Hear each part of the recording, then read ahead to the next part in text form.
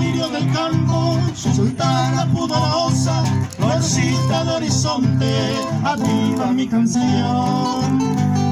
Para esa salta media, orilla calurosa, estrella de mi dicha, mi luz, mi adoración. Quisiera que comprendas lo mucho que te adoro, quisiera que tú sepas mi sin igual amor. Pensando en tu belleza, no hallo más tesoro, ni encuentro en esta tierra otra castiza flor.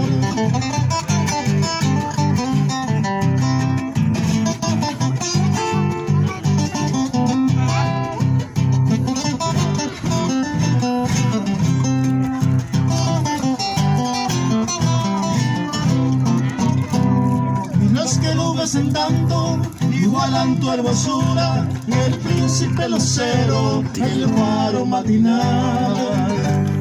El universo entero admira tu estructura, orilla de mi ensueño, mi mítica vestal.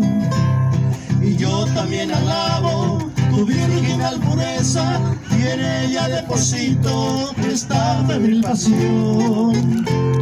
Porque mañana pueda llegarte con tristeza, devoto ante tu planta, rendir mi adoración.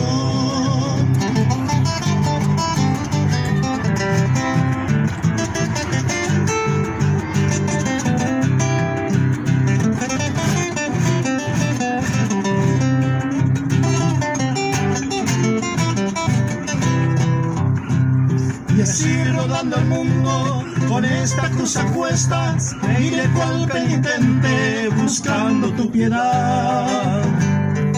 Llorando me aceptes la edénica floresta, que yo mira soñara con loca ansiedad. Y al concluir mi canto, sultana pudorosa, infanta del horizonte, mostrame tu bondad. De lejos yo te ofrendo mi amor de color rosa, amor indefinible, mi única heredad.